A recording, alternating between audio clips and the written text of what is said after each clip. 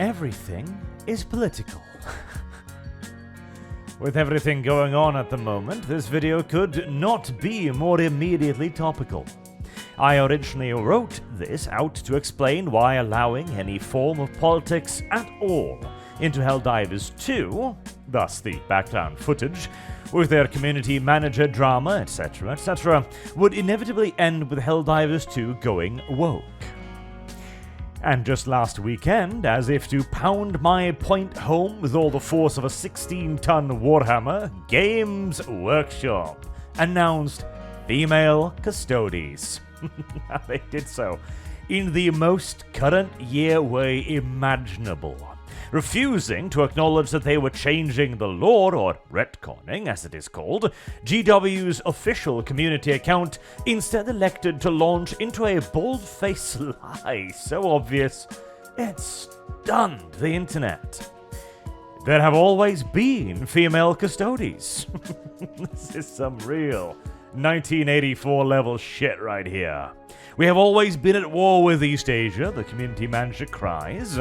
And since the position of GW was so thoroughly indefensible, the only response they could come up with was also as if straight out of the book: to block everyone who pointed out the absurdity of their position. As make no mistake, there are no female Custodes.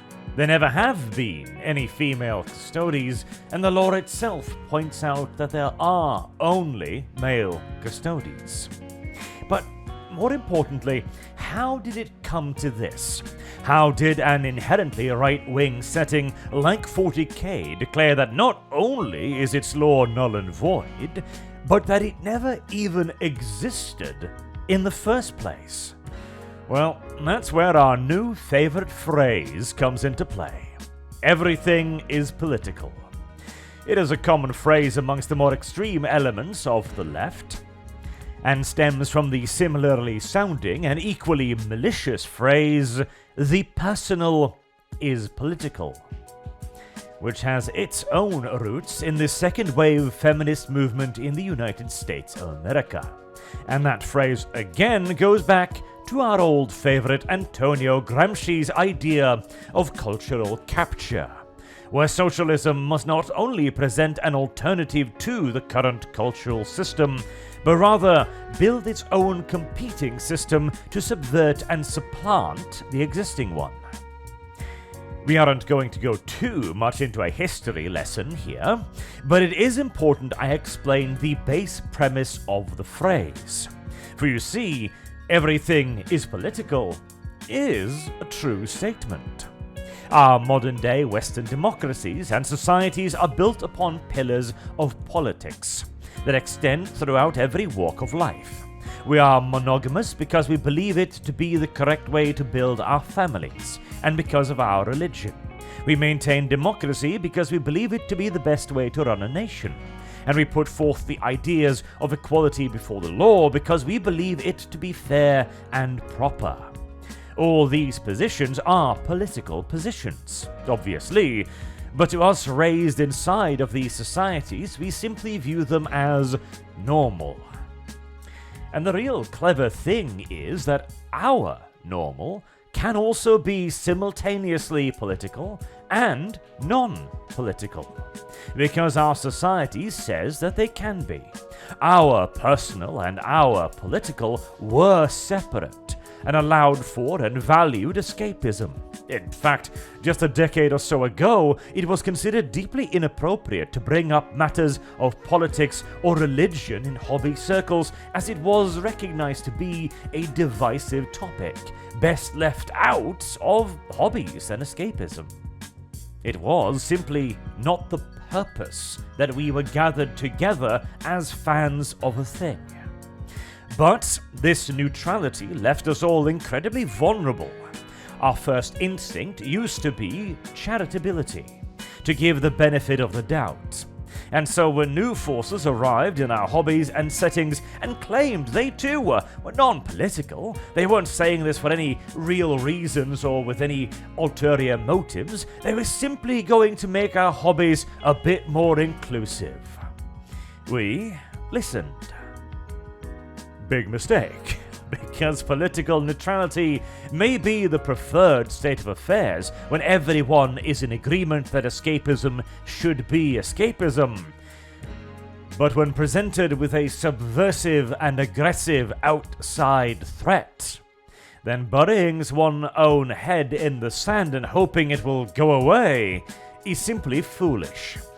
This, incidentally, is why the people saying, "Oh, female Custodes aren't that big of a deal. It's just another law change, guys. Nothing special here, and I personally don't care," are just as big a problem as the actively subversive people.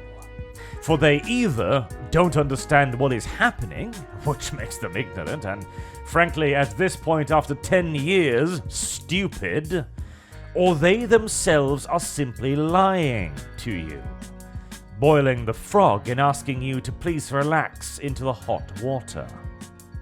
But to return to the point of our normal system.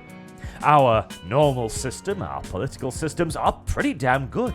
By far the best we have come up with, as demonstrated by the simple and unavoidable fact that living standards have never been higher, and that armed conflict has practically been eradicated from the Western world. But this, in the eyes of Antonio Gramsci, was the problem. See, socialist philosophers in the late 1800s and early 1900s put forth the idea that the proletariat, the people, would inevitably rise up against their oppressors in a glorious revolution and bring about true communism. But it didn't happen. In Germany, France, Spain, England, Italy, etc., the socialists were waiting and waiting, but the workers stubbornly refused to reach for their pitchforks.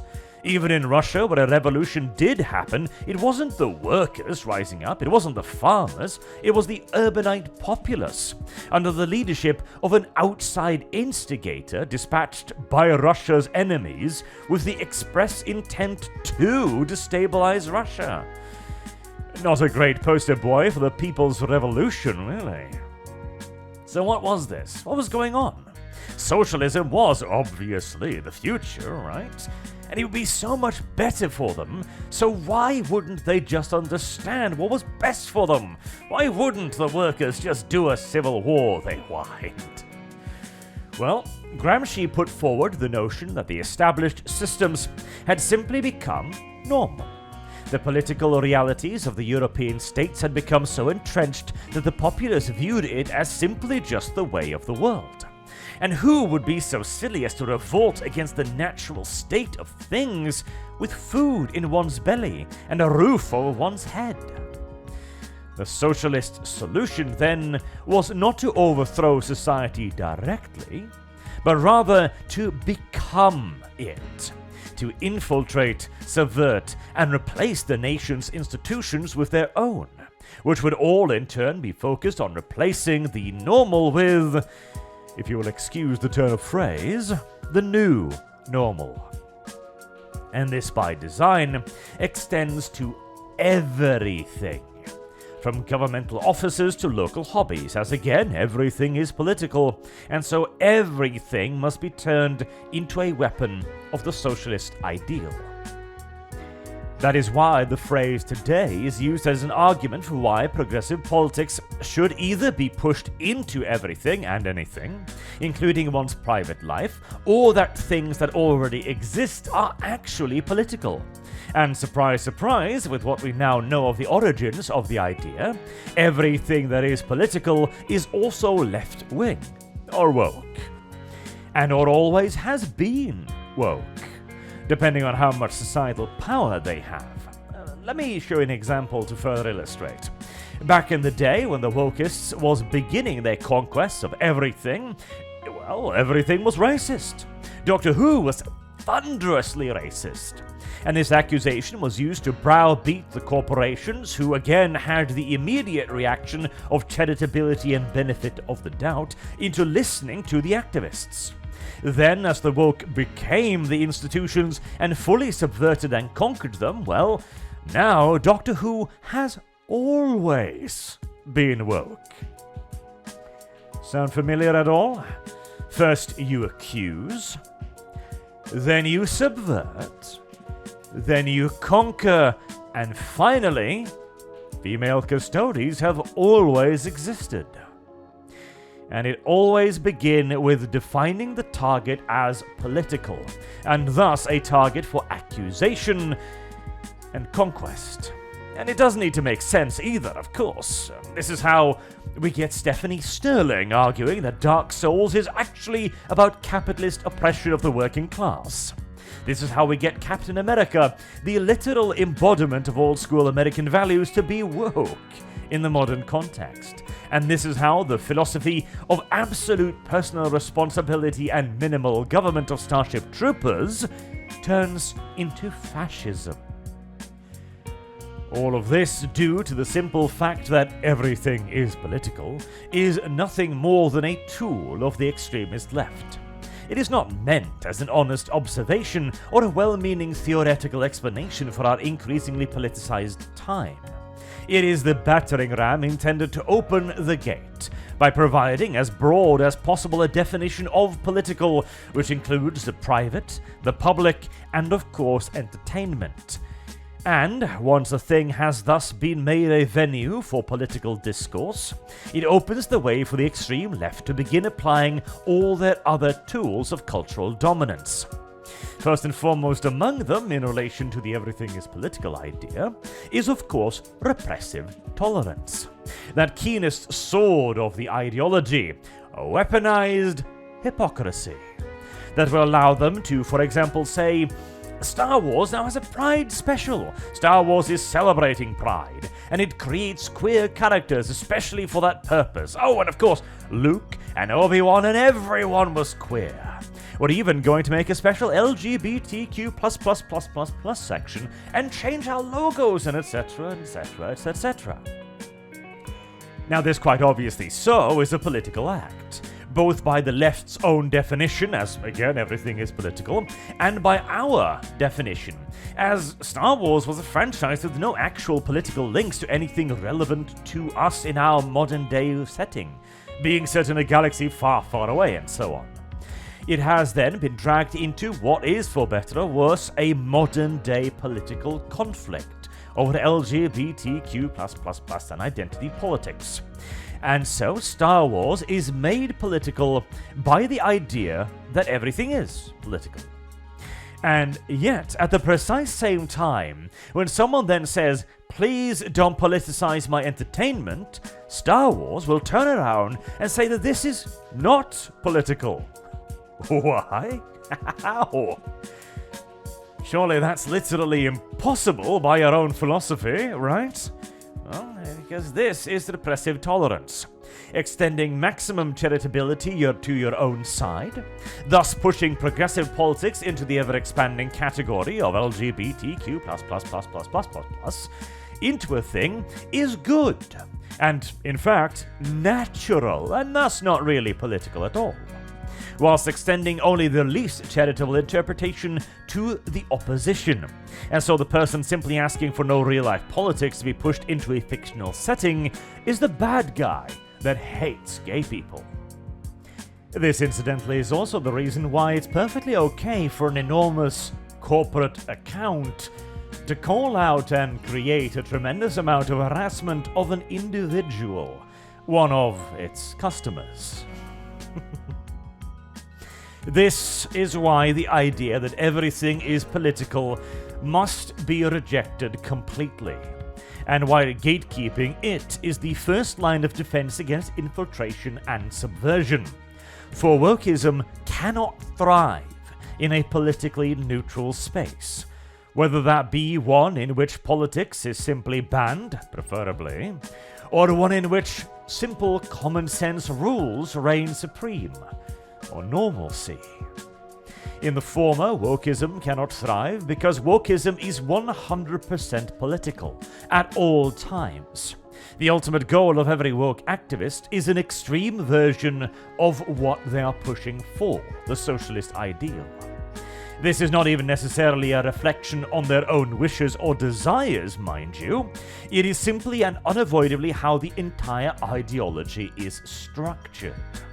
The activists themselves, in turn, nothing more than tools and useful idiots. As again, we return to Gramsci's idea of cultural capture, where the aim is to build an entirely different power structure which naturally requires more and more extreme moves away from the more capitalist norm. But rather than get all theoretical on this, I will simply point you towards the recent events in our current political history which so perfectly illustrate it: the feminism and inclusivity schism. You see, once upon a time, there was a political movement called feminism. And once upon a time, it even had a legitimate grievance: that women were not the equal of men before the law. This grievance, however, was solved about 100 years ago. And today, if anything, women have more rights and privileges than men do. For example, in the United States, almost all men are required to register for military service in the case of a draft. Women are not. In my own nation of Norway, we have numerous quotas, regulations that legally dictate certain companies must have women on their boards. Recently, the percentage was set to 40% women. This means that to remain legal in Norway, these companies must find someone with the correct genitalia before they can start looking for someone with qualifications. This even extends to education, where in Norway you can be granted extra points on your application to public schools simply by being a woman, which will grant extra points that there are no way for a man to obtain, giving them a significant advantage, and which in turn raised the bar considerably for men to get into certain studies, as women could get into them with lower grades. For example, for a man to get into a medical doctor program, the male student would need practically all A's, or 6s in our system, to even stand a chance against a female student with B's. And this inevitably hit the point of absurdity when male students began to change their gender to get into schools. And worst of all, the system didn't even work. Nor did quotas in boardrooms achieve the desired results, and yet, whilst the point system is set to be replaced, it is also set to be replaced with quotas of female students. So yeah, please excuse the deviation, but the example serves as a fine point to illustrate that women's equality has been reached and surpassed. So what was the need for a feminist movement in the modern day? Well, power, of course. The first and second wave feminists achieved their goals, and so a third wave was clearly necessary.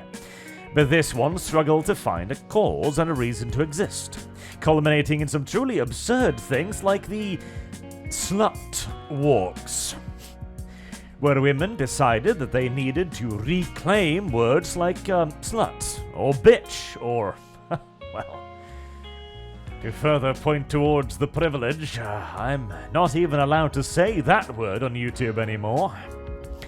Basically, feminism had come so far and garnered for itself so many special privileges that the only fight left to engage with was whether or not slut could be used in a positive sense.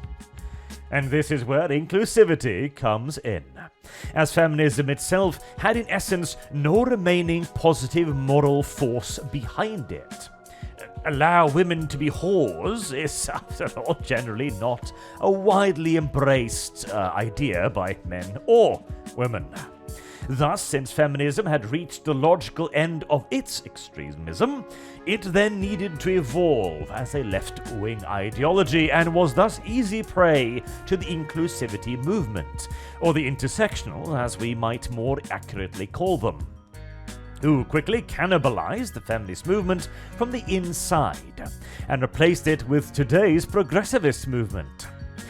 In practical terms, this meant that the focus was no longer on women, but on trans women, or black women, or on queer women. And soon, women, in general, were being told to shut up with a deluge of articles, as what was once feminism died whimpering and abandoned. This decline can also probably be even more easily seen by the layman in two examples. The fall of J.K. Rowling from a feminist icon to turf hate criminal, literally now, where she went from being one of the left's most beloved individuals to the point where her every word was lauded as gospel, and you could not see a picture of a Democrat protest in the US without a few "Trump is Voldemort" or "Dumbledore's Army" plaques. To today, where J.K. Rowling is a transphobic bigot, and anything she touches must be boycotted.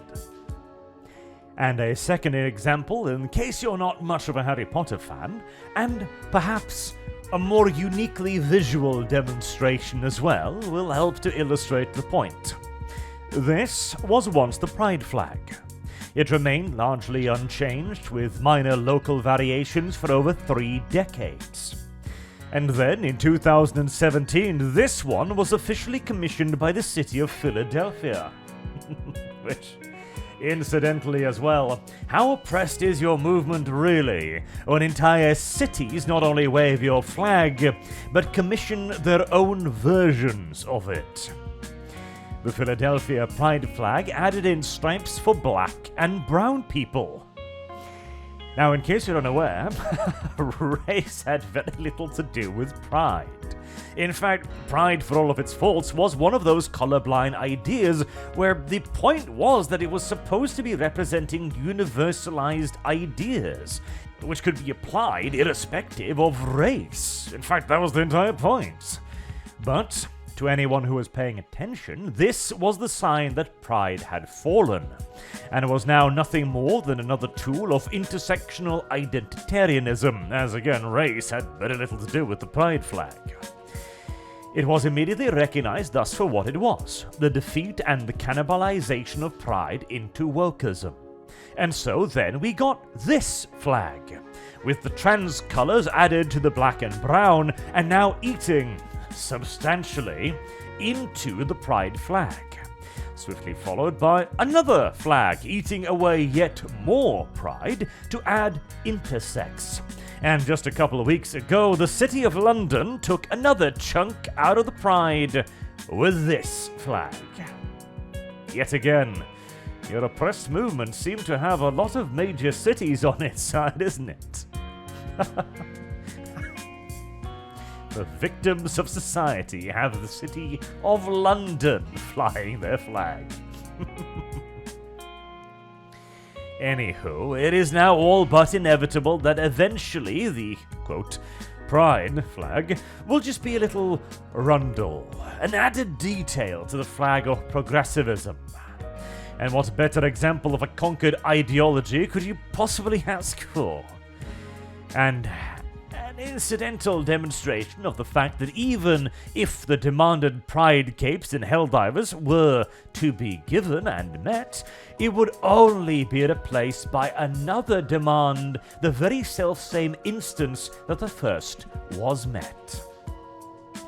And whilst of course I shed few tears indeed for the Pride movement, and fewer still for feminism, it does the job quite admirably of demonstrating how the entire point and doctrine of progressivism is to ever progress. It is to ever push for more and more. There can be no permanent coexistence with this movement, only temporary reprieve whilst they eat you from the inside. And so as wokeism is forever ravenously hungry, it cannot exist in a place where it is not allowed to devour the very walls around it. And as the activists of wokeism is but its simple creatures, they cannot exist in such a place either. This is also a lesson for anyone that says, "Oh, but inclusivity is good, I like this movement as it is now." You will be replaced by more extremist people following behind you, and soon your tolerance will become intolerance. The TERFs are you, but for a few more years. And all the tools you so eagerly cheered on will be used against you, including the government. But what about the other state then? Why can wokeism not thrive in an environment where simple common sense rules? The answer will hardly surprise you. It is because wokeism is absolutely, patently, categorically, and vehemently opposed to all common sense, all normality, at the very basemost doctrinal level. As wokeism is at all times 100% political, as we've already discussed, it must always drive forwards in complete disregard of its own extremes. In an area where this is understood and protected, that is fine and even effective.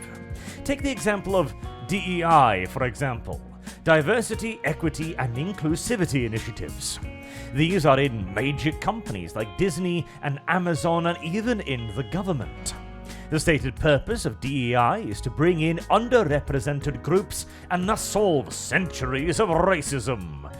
But one might then ask, how is this to be done? Well, once upon a time, the proposed idea, the foot in the door, was to bring in new people in new positions. But this was obviously not possible in the long run, as these new diverse people cost money to employ, and so already existing positions needed to be filled. But what now? Aren't we a meritocratic society? Wouldn't hiring someone based on race or gender be discriminatory? Well, yes, but see, that's positive discrimination, and therefore it's okay. Our old friend weaponized hypocrisy once again. And what finally is the end result of DEI? Well, to find that out, all we need to do is look at a DEI company. And one in the recent spotlight is Black Girl Gamers. They promise to bring equity and diversity to the companies that hire them, which is ironic as they themselves are, in their own words, 100% minority owned. Or as we can see from their employees, 100% racially homogeneous black owned. And they repeatedly and proudly boast that they are a fully fledged online ethno-state. Well, ethno and gendered state, as they only ever mentioned the black women in their community. Very inclusive, very equitable. And of course, when someone tells you who they are, you should listen, as we can plainly see what DEI actually means in companies as well. Like, for example, Disney and their hiring guidelines. It is immediately made apparent that these initiatives have explicit racial quotas and recruitment requirements, something that would make them straight up illegal, actively discriminatory, and unquestionably racist by modern society's definition, which, by the way, is simply don't discriminate. But that, of course, is a neutral value, and wokeism cannot exist in a neutral space. And let us not even get started on the trans debate, but to ask one simple question, I guess. Do you believe a man can be pregnant? If not, then I am overjoyed and very proud indeed to inform you that you have achieved the honorary title of bigot. A word in and of itself that demonstrates perfectly the left's lack of regard for any political view but its own, as once bigot meant someone that was intolerant towards other people's political belief. And today, of course, in a display of truly current year level irony, it means, or at the very least is near universally used to mean, someone who is not on the left. And perhaps that is what we should embrace, what we need to embrace. As mentioned at the start, our political neutrality was our weakness. Our insistence that our plastic toys and movies about flying men fighting space aliens were not political left us without a response when actively political forces moved against us and said, "Nuh-uh, you're a racist." And our shocked defense of, "What? No, what? How? What? No. Let me explain how this hobby isn't racist, you moron," was as ineffective as it was futile. We did not understand our enemy back then. We could not fathom an opponent who would willingly and doctrinally lie for their own gains, and would happily switch position from day to day as benefits shifted, and would even go so far as to eradicate history behind itself so as to cover its tracks. We know better now. Thus, it is time to say, yes, our hobby is political. Its politics are colorblind and open to all except the progressive, the intersectional, and the woke. And when they cry, "You are oppressing us, you are excluding us," the simple response should and must be, yes.